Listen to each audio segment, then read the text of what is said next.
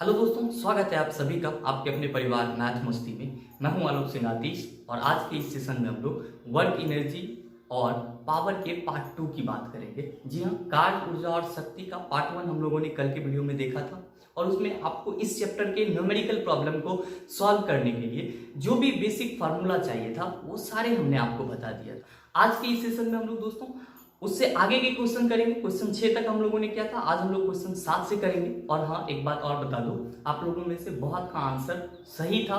640 joule पर second उसका सही आंसर है जो मैंने आपको कल क्वेश्चन दिया था और उसका हम सॉल्यूशन भी करेंगे जो आपके असाइनमेंट का 9वां नंबर क्वेश्चन है। तो चलिए आज के सेशन की हम लोग शुरुआत करते हैं। आज का हम लोग का 7वां क्वेश्चन है और पहला क्वेश्चन है। 7वां क्वेश्चन आपसे बहुत ही आसान सा क्वेश्चन पूछा है, आप में से बहुत सारे इसका आंसर जान रहे होंगे। आपसे क्वेश्चन क्या पूछा है कि 1 kWh इक्वल टू कितना होगा। आप सबों को पता है कि किलोवाट आवर आपसे पूछा है। आप सबने इसको बचपन से याद कर रखा होगा। 3.6 × 10⁶ जूल होता है इसका, आपने इसको याद करके रखा है। लेकिन जरा सा मैं आपको आज इसको तोड़ने की बात बताता हूं। आप इसको बहुत ही आसानी से और लंबे समय तक बिना कंफ्यूजन के याद रख सकते हैं। वो कैसे? यहाँ पे 1 किलोवाट लिखा हुआ है। मैं आपको बताऊं कि 1 किलोवाट में आपका होता है कितना? 1000 वाट। याद रखेंगे दोस्तों, कभी कभी ये भी आपसे क्वेश्चन पूछ देता है न्यूमेरिकल सवाल में। 1 किलोवाट इक्वल टू 1000 वाट और 1 घंटा में होता है 3600 सेकेंड। ये तो आप समझ रहे हैं। और आपको पता है कि समय का जो ऐसा यूनिट होता है, जो स्टैंडर्ड यूनिट होता है, वो होता है सेकेंड। अब आपसे पूछा 1 किलोवाट में कितना होगा, इस दोनों को आप गुना कर दीजिए। 1000 गुना 3600। जब आप इसको गुना करेंगे तो सीधे 36 पे आप 5 जीरो डाल दीजिए। आज के इस ऑप्शन के अकॉर्डिंग आपका आंसर हो जाएगा कितना? ऑप्शन नंबर सी आप देख पा रहे होंगे। लेकिन अगर यही चीज दोस्तों आपसे पूछा जाता इस तरह जूल में कितना होगा, तो कुछ नहीं करना है। आप इसको यहाँ पे 36, ये 5 जीरो है तो इंटू 10⁵ कर देंगे। यहाँ पे एक पॉइंट लगाएंगे तो इधर पावर में एक जीरो की संख्या भी बढ़ेगा।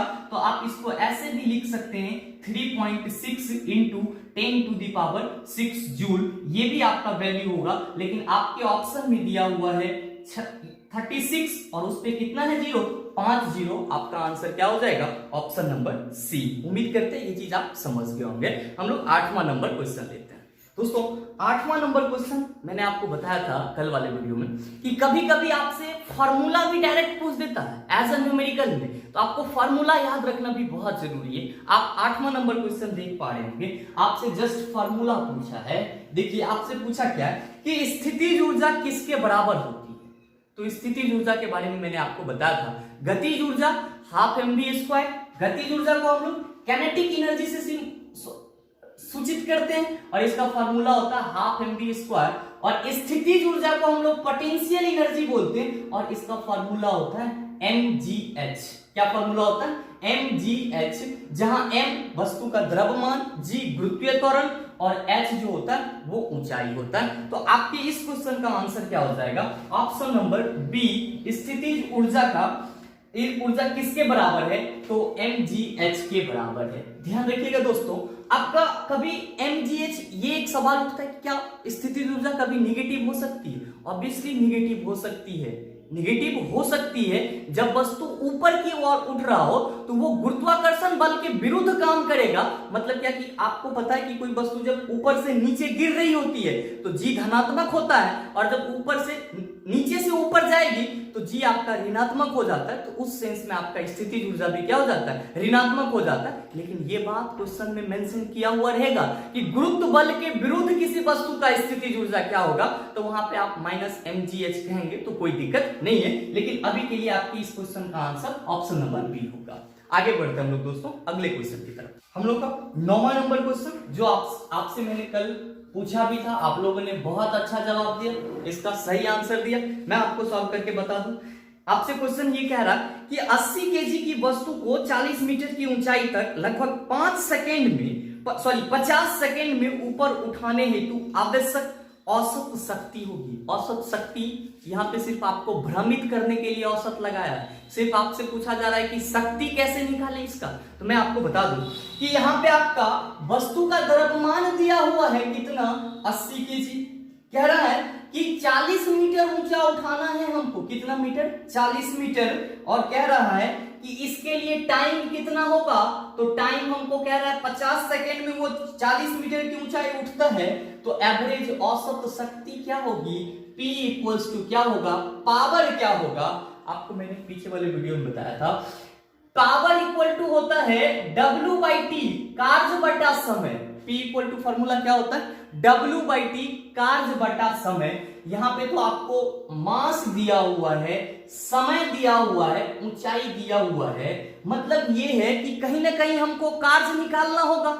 और देखिए आपको यहाँ पे G का भी वैल्यू दिया हुआ है 10 मीटर पर सेकेंड स्क्वायर। दोस्तों जब मैंने आपको बताया था कि जब किसी क्वेश्चन में कार्य निकालने के लिए हो और G का वैल्यू दिया हुआ हो, ध्यान दीजिएगा, जब किसी क्वेश्चन में कार्य निकालना हो और G का वैल्यू दिया हुआ हो तो फॉर्मूला हम लोग mgh लगाते हैं, उससे आपका टोटल कार्य निकल जाता है। मतलब अगर हम कार्य की बात करें इस यहाँ पे तो mgh मास कितना है भैया, 80 केजी। गुरुत्व त्वरण कितना होगा, 10। और आपका जो ऊंचाई है वो कितना होगा, 40 मीटर। आप जब इसको पूरा गुना करेंगे तो ये हो जाएगा आपका कितना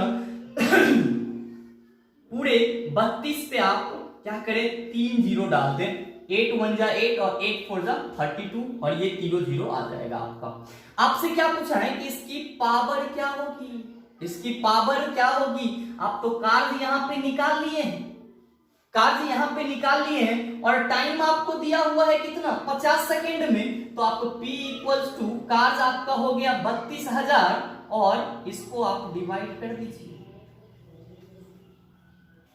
जब इसको डिवाइड करेंगे आप तो ये आपका आ जाएगा 640 जूल पर सेकेंड। बहुत सारे बच्चे ने इस क्वेश्चन का कल के इस क्वेश्चन में बहुत ही आसानी से जवाब दिया और बहुत खुश हुआ क्योंकि आप लोग इस चीज को समझ लें और आपका इस क्वेश्चन का सही आंसर हो जाएगा ऑप्शन नंबर बी।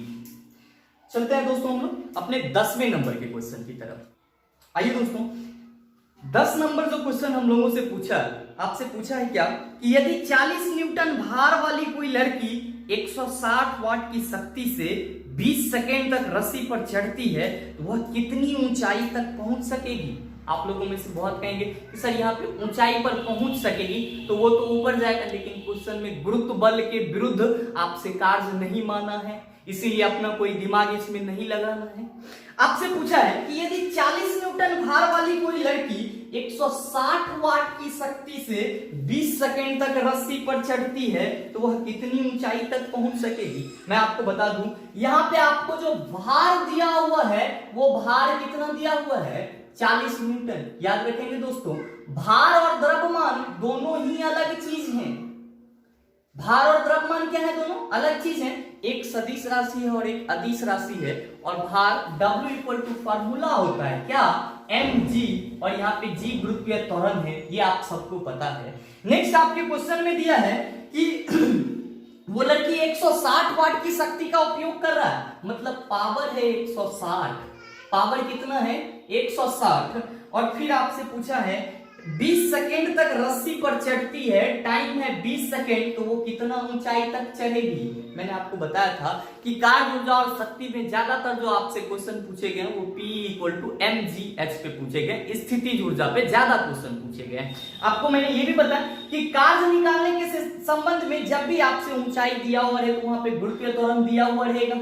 अब जब आप देख रहे हैं कि गुरुत्वीय त्वरण दिया हुआ है 10 मीटर पर सेकेंड, कितना दिया हुआ 10 मीटर पर सेकेंड, तो आपको पता है कि P इक्वल्स टू तो W/T होता है, वर्ग बटा कितना होता है, समय होता है। लेकिन आपको यहाँ पे तो ऊंचाई निकालना है, मतलब यहाँ पे एक चीज हमको क्या निकालना पड़ेगा, वर्ग निकालना पड़ेगा। लेकिन वर्ग कैसे निकलेगा, आप ध्यान से देखेंगे कि 40 न्यूटन भार है इसका, तो यहां से तो पहले हमको द्रव्यमान निकालना होगा, भार पे तो क्वेश्चन ना बनेगा। तो द्रव्यमान जब निकालेंगे तो आप सीधा कहेंगे कि सर 40 न्यूटन भार है और m और g तो 10 का जी तो हम 10 लेंगे ही लेंगे, तो ये आपका कट के m कितना हो जाएगा, द्रव्यमान कितना हो जाएगा, 4 kg हो जाएगा। द्रव्यमान कितना हो जाएगा, 4 kg। फिर पूछ रहा है आपसे कि 160 वाट की शक्ति से 20 सेकेंड तक, तो भैया हमको H निकालना है, तो पहले तो हमको पूरा ऊर्जा दिया हुआ है, मतलब टोटल ऊर्जा कितना दिया हुआ है, 160। कितना दिया हुआ है, 160, और मास कितना दिया हुआ है, 4, और आपसे पूछा है H कितना होगा। H तो आपको मालूम नहीं है, निकालना है, और G का वैल्यू तो 10 ही होगा। जब आप इसको कैंसिल करेंगे तो आपका आंसर आ जाएगा, ऊंचाई जो होगी H जो होगी वो कितना हो जाएगा, 4 मीटर हो जाएगा। H कितना हो जाएगा, 4 मीटर, और आपकी इस क्वेश्चन का आंसर हो जाएगा B। इस क्वेश्चन का आंसर कितना होगा, B। जरा सा ध्यान दीजिएगा, मैंने कुछ नहीं किया है, जो आपका शक्ति यहाँ पे दिया हुआ था 160 वाट की शक्ति से, उस शक्ति को मैंने पूरा ऊर्जा मान लिया, और ऊर्जा आपका 160 बटा mg और h के फॉर्म में ला करके यहां से हमने h कैलकुलेट कर लिया। क्यों? क्योंकि ऊर्जा कार्य जब हम लोग को गुरुत्वीय त्वरण के अधीन निकालना होता है, तो उस सिचुएशन में mgh का फार्मूला यूज करते हैं। उम्मीद करते हैं कि ये चीज आपको समझ में आई होगी। अगला क्वेश्चन हम लोग 11वां नंबर का क्वेश्चन देखते हैं।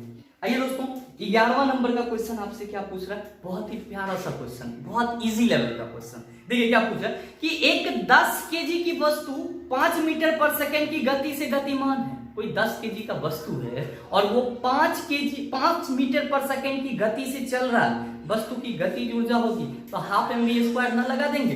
गतिज ऊर्जा जब भी पूछे तो समझ लीजिए कि हाफ mv²। स्थितिज ऊर्जा पूछे, अगर गुरुत्वीय त्वरण है तो स्थितिज ऊर्जा निकाल दीजिए कॉमन वे में। कार्य पूछे तो mgh लगा के वहां पे कार्य भी आप निकाल सकते हैं। लेकिन मैं बात करता हूं 11वें नंबर के क्वेश्चन की। आपसे क्या है, मास दिया हुआ है कितना, 10 केजी। अब वस्तु की गति है, वेग कितना दिया हुआ है, तो वेग भी कहेंगे सर 5 मीटर पर सेकेंड दिया हुआ है। कितना दिया हुआ है, 5 मीटर पर सेकेंड। आपसे पूछा वस्तु की गतिज ऊर्जा कितनी होगी, तो भैया गतिज ऊर्जा को हम लोग ke से रिप्रेजेंट करते हैं, काइनेटिक एनर्जी इसको कहते हैं। फार्मूला होता है हाफ mv²। ये सारे फार्मूला मैंने आपको पार्ट 1 वाले वीडियो में करवाया हुआ है। Kinetic energy half mv²। ये m क्या है भैया, m तो द्रव्यमान है सर, m क्या है, द्रव्यमान, और v वस्तु का वेग है, मतलब ke इक्वल्स टू हो जाएगा क्वेश्चन के अकॉर्डिंग द्रव्यमान कितना 10 kg और 5 का स्क्वायर है, मतलब 5 गुना 5 तो 2 पंचे 10, 5 25, 25 100 125, मतलब आपके इस क्वेश्चन का आंसर हो जाएगा 125 जूल। ऑप्शन नंबर ए आपका सही आंसर होगा इस क्वेश्चन का। अगला क्वेश्चन लेते हैं दोस्तों हम लोग 12 नंबर क्वेश्चन। आइए दोस्तों 12 नंबर का क्वेश्चन हम लोग देखते हैं। देखिए मैंने आपको कल वाले फॉर्मूला में बताया था कि आपसे कभी कभी क्वेश्चन सीधे थ्योरेटिकल भी न्यूमेरिकल बन के आ जाता है। जैसे कि मैं 12 नंबर क्वेश्चन की बात करूं, आप लोग देख पा रहे हैं, आपसे पूछा यांत्रिक ऊर्जा होती है, मैकेनिकल एनर्जी होती है। मैंने आपको कल बताया था कि यूं तो ऊर्जा के बहुत सारे रूप हैं, गुरुत्वाकर्षण भी स्थितिज ऊर्जा का ही रूप है, बहुत सारा रूप है। गुरुत्वीय ऊर्जा, मशीन के लिए हम लोग यांत्रिक ऊर्जा लेते हैं, रासायनिक ऊर्जा लेते हैं, वैद्युत ऊर्जा लेते हैं। लेकिन जो आप मशीन से संबंधित या वर्क एनर्जी पावर में पढ़ते हैं, वो सबसे ज्यादा आपका बेसिक होता है किसका, तो यांत्रिक ऊर्जा का। इसको हम लोग मैकेनिकल एनर्जी बोलते हैं। कौन सा एनर्जी बोलते हैं, मैकेनिकल एनर्जी। ध्यान दीजिएगा, आप लोगों में से बहुत का मन भटक रहा होगा कि सर ये तो थ्योरेटिकल है। थ्योरेटिकल ना है भैया, आप देखिए कैसे नहीं है थ्योरेटिकल है। ये यांत्रिक ऊर्जा जो होता है हम लोग मशीन के लिए लेते हैं, और यांत्रिक ऊर्जा का मतलब क्या होता है, गतिज ऊर्जा और स्थितिज ऊर्जा का जो योग होता है उसी को हम लोग क्या कहते हैं, यांत्रिक ऊर्जा कहते हैं। मतलब यही क्वेश्चन आपका एक और फॉर्म में पूछा जा सकता है, एक और रूप में पूछा जा सकता है। वो कैसे, पहला तो आपसे यांत्रिक ऊर्जा क्या होती है, तो गतिज ऊर्जा और स्थितिज ऊर्जा का संयोग होता है। क्या होता है, संयोग होता है। अब आपसे यही क्वेश्चन थोड़ा सा ऐसे पूछ दे कि यहां पे गतिज ऊर्जा का फॉर्मूला लिख दे हाफ mv² अब प्लस स्थितिज ऊर्जा का फॉर्मूला लिख दे mgh। तब आपसे पूछेगा कि निम्नलिखित में से दिया गया समीकरण किस ऊर्जा को सूचित करता है, तो भैया यांत्रिक ऊर्जा को सूचित करता है। मतलब इस क्वेश्चन को दो टाइप से पूछा जा सकता है। तो आपका अभी जो क्वेश्चन है 12 नंबर क्वेश्चन कि यांत्रिक ऊर्जा होती है, तो क्या हो जाएगा ऑप्शन नंबर सी, किसी वस्तु की गतिज ऊर्जा और स्थितिज ऊर्जा का योग होता है यांत्रिक ऊर्जा। इस चीज को आप फार्मूला के रूप में भी याद रख सकते हैं या फिर इसके रूप में भी याद रख सकते हैं। अगर दोनों में से किसी रूप में आपको याद है तो 1 नंबर आपको लाने से कोई नहीं रोक सकता, ब्रह्मा भी नहीं काट सकता। आगे बढ़ते हैं हम लोग दोस्तों। आइए दोस्तों 13 नंबर का क्वेश्चन है, आप देख पा रहे होंगे। क्वेश्चन आपसे क्या पूछा है, क्वेश्चन पूछा है दो वस्तुएं ए और बी किसी वेग से गति कर रही है। दो ऑब्जेक्ट है ए और दूसरा ऑब्जेक्ट है बी, ये किसी वेग से गति कर रही है। कह रहा है वस्तु ए का द्रव्यमान बी से 2 गुना है।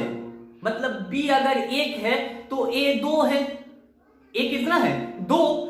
आप कह रहा है कि वस्तु ए और बी की गतिज ऊर्जाओं का अनुपात के ए बटा के बी होगा। बहुत सारे बच्चे डर गए होंगे, सहम गए होंगे कि सर इतना बड़ा क्वेश्चन में ये मान ले, कुछ नहीं है। आप क्वेश्चन पढ़िए, सही से आप इसका आंसर दे पाएंगे। बस क्वेश्चन के अनुसार आप इस चीज को सॉल्व कीजिए। क्या कह रहा है कि बहुत सारे बच्चे तो इसलिए भी भ्रमित हो जाएंगे कि सर अनुपात पूछा है लेकिन ऑप्शन में कहीं पे अनुपात दिया ही नहीं है। आपको घबराना नहीं है, आप एक बार इसको देखें, क्वेश्चन के अनुरूप चले, समझ में आएगी। आपसे पूछा है दो वस्तुएं ए और बी किसी वेग से गति कर रही है। अरे भैया मान लेते हैं कि ये भी वेग से गति कर रही है और ये भी वेग से गति कर रही है, कोई दिक्कत होगा? दो वस्तु है ए जो भी वेग से चल रही है और ये भी वेग से चल रही है। आपको क्या बोला है फिर क्वेश्चन में कि वस्तु ए का द्रव्यमान बी से 2 गुना है। मैंने बोला बी अगर 1 तो ए भी क्या हो जाएगा आपका 2 हो जाएगा। मतलब हम मान लेते हैं कि अगर बी का द्रव्यमान m है तो क्वेश्चन के अनुसार ए का द्रव्यमान कितना हो जाएगा भैया 2m हो जाएगा। कितना हो जाएगा 2m। आपसे पूछा गतिज ऊर्जा का अनुपात क्या होगा, तो देखिए ना आपको यहाँ पे वेग मिल गया और यहाँ पे द्रव्यमान मिल गया। क्या मिल गया वेग और द्रव्यमान। आपसे पूछा है ए बटा के बी क्या होगा, तो गतिज ऊर्जा इसके लिए आप क्या निकालेंगे, तो आप इसके लिए कहेंगे कि सर इसके लिए हम हाफ और 2m और v का स्क्वायर कर देंगे और सर इसके लिए क्या निकालेंगे तो half into m v square कर देंगे। दोनों का आप अनुपात ले लीजिए 1/2 into 2m into v square अब बटा half M V square m into V square. भैया ये तो ये कट जाएगा, ये m भी इससे कट गया और ये 2 भी ये 2 से कट जाएगा। नीचे बच जाता है आपका 1/1/2। जब आप इसको इस तरह से लिखेंगे तो ये हो जाएगा इस तरह से और आपका आंसर आ जाएगा 2।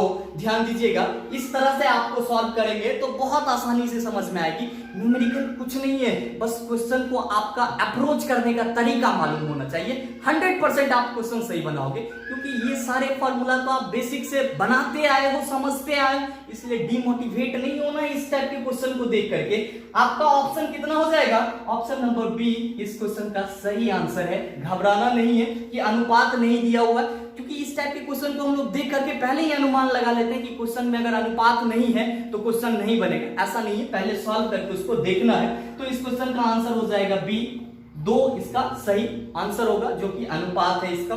नेक्स्ट क्वेश्चन लेते हैं हम लोग 14 नंबर का क्वेश्चन।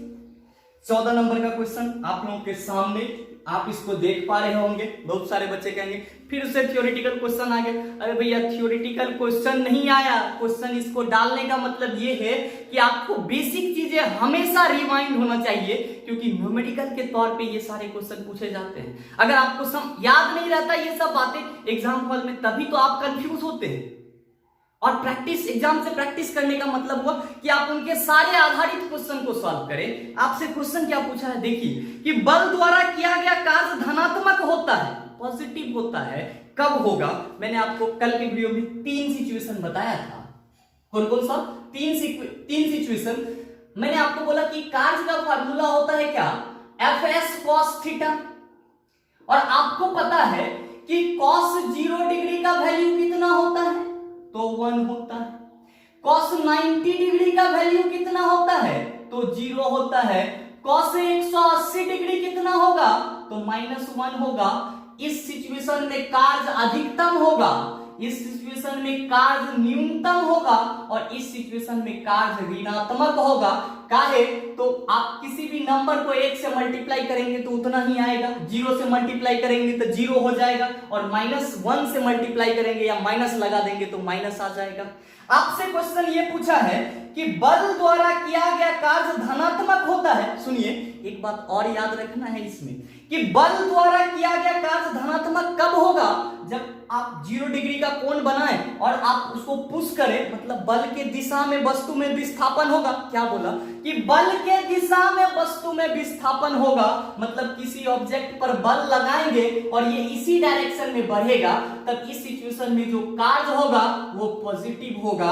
अब आपसे क्वेश्चन ये पूछा है कि बल द्वारा किया गया कार्य धनात्मक होता है जब विस्थापन बल की दिशा में होती है, विस्थापन बल के लंबवत होता है, आरोपित बल से कोई विस्थापन नहीं है, विस्थापन बल के विपरीत दिशा में होता है। विस्थापन अगर बल के विपरीत दिशा में होगा तो कार्य ऋणात्मक हो जाएगा, इस चीज को आप याद रखिएगा। दूसरा, आरोपित बल से कोई विस्थापन नहीं होता है तो साइंस के दृष्टिकोण में हम लोग उसको कार्य मानेंगे ही नहीं। और तीसरा, विस्थापन बल के लंबवत होता है, कल मैंने आपको बताया 90 डिग्री होगा तो भैया 0 होगा। मतलब इस क्वेश्चन का आंसर ए होगा क्या, कि विस्थापन बल की दिशा में होता है तो कार्य क्या होता है, धनात्मक होता है। अगला क्वेश्चन लेते हैं दोस्तों हम लोग 15 नंबर क्वेश्चन। आइए दोस्तों, 15 नंबर का क्वेश्चन आपसे क्या पूछा है, देखिएगा ध्यान से, ये बहुत ही कंसेप्चुअल सवाल है। 15 नंबर क्वेश्चन में ये पूछा कि 1 केजी की एक वस्तु को 10 मीटर की ऊंचाई तक उठाया जाता है। कोई 1 केजी का वस्तु है और उसको जमीन से 10 मीटर तक हम उठा रहे हैं। कह रहे कि गुरुत्व बल द्वारा किया गया कार्य होगा। भैया जब गुरुत्व बल द्वारा किया गया कार्य आपसे पूछे ना, तब आप पॉजिटिव और निगेटिव दिमाग में लगा लेना, क्योंकि गुरुत्व बल के विरुद्ध जा रहा है। मतलब ध्यान दीजिए, सुनिए एक बात, अगर कोई वस्तु ऊपर से नीचे गिरे, ऊपर से नीचे गिरे, तब आप क्या कहते हैं कि ये पृथ्वी की ओर गिर रहा है, मतलब यहां पे गुरुत्व बल पॉजिटिव लग रहा है। क्या लग रहा है, पॉजिटिव। क्या है भैया, तो ऊपर से वस्तु मुक्त रूप से गिर रहा है वस्तु। दूसरा, जब वस्तु नीचे से ऊपर जाए तो गुरुत्व बल के विरुद्ध काम करना पड़ता है, मतलब गुरुत्वीय त्वरण आपका ऋणात्मक हो जाता है, निगेटिव हो जाता है। बस इस चीज को आपको याद रखना है, क्वेश्चन बहुत ही आसानी से बनेगा। अब देखिए आपसे क्वेश्चन क्या पूछा है कि 1 केजी की एक वस्तु है, भैया द्रव्यमान दे दिया है, मास कितना 1 केजी। आपसे पूछा है वस्तु को 10 मीटर की ऊंचाई तक उठाया जाता है। अरे भैया 10 मीटर ऊपर उठा रहे हैं, 10 मीटर ऊपर उठा रहे हैं, मतलब गुरुत्व के विरुद्ध जा रहे हैं। अब है कि गुरुत्व बल द्वारा किया गया कार्य क्या होगा। मैंने आपको बोला गुरुत्व बल G का वैल्यू यहाँ पे दे रखा है, 9.8 मीटर पर सेकेंड स्क्वायर लेना है आपको, 9.8 मीटर पर सेकेंड स्क्वायर लेना है। जब दिया हुआ है तो मैंने आपको बोला इस स्थिति में mgh लगाइए, mdh वाला मसाला वाला फॉर्मूला लगाइए। क्या, mgh स्थितिज ऊर्जा के लिए होता है, लेकिन ये क्या होता है, कार्य के बराबर होता है, क्योंकि गुरुत्वीय त्वरण यहाँ पे आपको मिल जाता है और ये दोनों आपका क्या हो जाता है, मिलकर के बल लगा देता है। इसीलिए हम लोग कहते हैं, और विस्थापन के रूप में तो ऊंचाई हो ही जाता है। तो आप यहाँ पे देखें कि आपसे पूछा है कि मास कितना है, 1 केजी, मास का वैल्यू रख दिए। भाई गुरुत्वीय त्वरण तो ऊपर जा रहा है ना, ऊपर जा रहा है, तब -9.8 लीजिए। और h आपसे क्या पूछा है, h कितना है, 10 मीटर। आप जरा सा इसको मल्टीप्लाई कर लीजिए सबको, आप कितना पाएंगे कि जब इन सारे को मल्टीप्लाई करेंगे तो 9.8 इंटू 10, आप यहां से माइनस पॉइंट हटाओ और इसको निकाल करके यहाँ पे -98 जूल आप रख दो, आपका सही आंसर आ जाएगा। मतलब इस क्वेश्चन का सही आंसर होगा ऑप्शन नंबर डी, -98 जूल। अगला क्वेश्चन, एक और लास्ट क्वेश्चन लेते हैं हम लोग दोस्तों, 16 नंबर का क्वेश्चन। आज के इस वीडियो में टोटल हम लोग 10 क्वेश्चन करेंगे, फिर अगले वाले वीडियो में हम लोग अगले क्वेश्चन की बात करेंगे। हाँ, मैं आपको होमवर्क क्वेश्चन भी दूंगा जो आपको घर से करना है, क्योंकि मैं चाहता हूं कि मैंने जो पढ़ाया वो आप सीखो, कम से कम एक ही क्वेश्चन बनाओ लेकिन सीखो, और आप लोग अपने सही आंसर का कमेंट जरूर कीजिएगा। चलिए हम लोग 16 नंबर के क्वेश्चन की तरफ चलते हैं। आइए दोस्तों, हम लोग का 16 नंबर क्वेश्चन क्या कह रहा है, जरा सा इसको देखिए।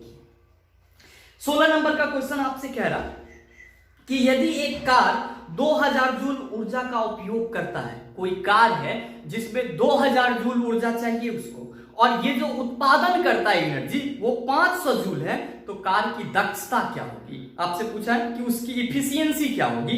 दक्षता का मतलब दोस्तों यहाँ पे इफिशियंसी से लेते हैं। दोस्तों एक बात मैं आपको बता दूं कि कोई भी जो मशीन होती है उसकी जो एक मानक होती है उसको हम लोग उसके यांत्रिक दक्षता से देखते हैं। मतलब कैसे देखते हैं इस चीज को, तो ध्यान देंगे कि जितना ऊर्जा दे रहे हैं और कितना ऊर्जा निकाल रहे हैं। ध्यान दीजिए, जितना ऊर्जा दे रहे हैं मतलब जो ऊर्जा उसमें हम दे रहे हैं और वो मशीन कितना ऊर्जा का उत्पादन कर रही है, यही दोनों का जो अनुपात होता है, दोनों का जो अनुपात होता है उसको हम लोग कहते हैं क्या, कि ये मशीन की दक्षता है। लेकिन याद रखेंगे कि मशीन की दक्षता कभी भी 100% नहीं होती है। कोई भी मशीन की दक्षता 100% नहीं होती है, जब भी होगा तो 100% से कम होगा। और एक चीज और आपको ध्यान देने वाला बात है कि जो आदर्श मशीन होगा, आइडियल मशीन होगा, इसको हम लोग आदर्श मशीन कहते हैं। आदर्श मशीन की दक्षता क्या होगी? 100% होगी। अब आप कहोगे कि सर ये प्रतिशत दक्षता निकाला कैसे जाता है, तो मैं आपको बता दूं कि प्रतिशत दक्षता के लिए कुछ नहीं करते, क्या कहते हैं कि जितना हम दे रहे हैं, मतलब क्या कि जितना दे रहे हैं और जितना उससे एनर्जी क्या हो रहा है, निकल रहा है। मतलब क्या कहते हैं हम लोग कि मशीन द्वारा किया गया कार्य, मशीन द्वारा किया गया कार्य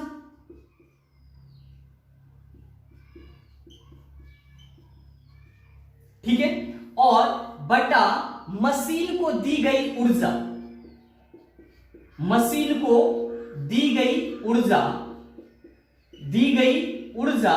और गुना 100, ये किसी भी मशीन की प्रतिशत दक्षता होती है।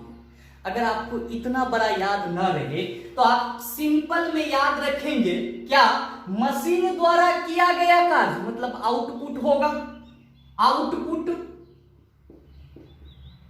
किया गया कार्य तो मशीन बाहर ही निकालेगा ना, तो मशीन द्वारा किया गया कार्य आउटपुट, अब बटा मशीन को दी गई ऊर्जा मतलब जितना दे रहे हैं, तो आउटपुट बटा इनपुट इनटू 100। आप इसको करना है, उत्पादन कर रहा है 500 जूल और इसको ऊर्जा कितना दी है हम लोगों ने, 2000 जूल। हमको प्रतिशत दक्षता निकालना है। आप ध्यान दीजिएगा, ये जे और ये जे कटेगा और ये कट जाएगा आपका, और इससे आपका ये कट जाएगा और ये हो जाएगा 25। मतलब मशीन की जो दक्षता होगी वो होगी 25%। कितनी होगी? 25%। और आपके इस क्वेश्चन का सही आंसर हो जाएगा ऑप्शन नंबर सी। दोस्तों यहाँ पे ध्यान देने वाली एक और बात है, आपको अगर सिंपल में कभी भी पूछे किसी भी मशीन की दक्षता कितनी होती है, तो 100% से कम। दक्षता क्या होता है, तो जितना आउटपुट देते हैं और जितना इनपुट देते हैं उस दोनों का रेशियो निकाल के उसको 100 से गुना कर दीजिए, प्रतिशत दक्षता निकल जाएगा। और एक चीज, आदर्श मशीन की दक्षता 100% होती है, इस चीज को आप याद रखेंगे। आपको मैं इस पे होमवर्क क्वेश्चन भी दे रहा हूं जिसका आप स्क्रीनशॉट ले सकते हैं, वो आपके लिए सॉल्व करने के लिए ज्यादा फायदेमंद इसलिए होगा क्योंकि वहां पे आप चीजों का एप्लीकेशन कर पाएंगे, अप्लाई कर पाएंगे कि आप क्या सीखे और क्या नहीं सीखे। दोस्तों ये रहा आपका होमवर्क क्वेश्चन। अगर आपने अच्छे से पढ़ाई किया, अच्छे से समझा सारी चीज को, आप इसमें थोड़ा सा दिमाग लगाएंगे, आपसे ये क्वेश्चन सॉल्व हो जाएगा। अगर सॉल्व हो जाए तो नीचे कमेंट में जरूर बताइएगा उसका आंसर क्या होगा। हम लोग फिर मिलते हैं अगले सेशन में। अगर आपको वीडियो अच्छा लगा तो वीडियो को लाइक कीजिएगा, शेयर कीजिएगा और चैनल को सब्सक्राइब करके बेल आइकन दबा लीजिएगा ताकि आपको इस तरह के वीडियो सबसे पहले आपके पास पहुंचे और आप उसका भरपूर फायदा उठा पाए। और हाँ, जाते जाते वीडियो को शेयर करना मत भूलिएगा क्योंकि शेयर करने से आप ही लोगों को बहुत ज्यादा फायदा होगा, क्योंकि आप में से बहुत ऐसे हैं जो न्यूमेरिकल से डरते हैं। तब तक के लिए अलविदा, मिलते हैं दोस्तों हम लोग फिर अगले से।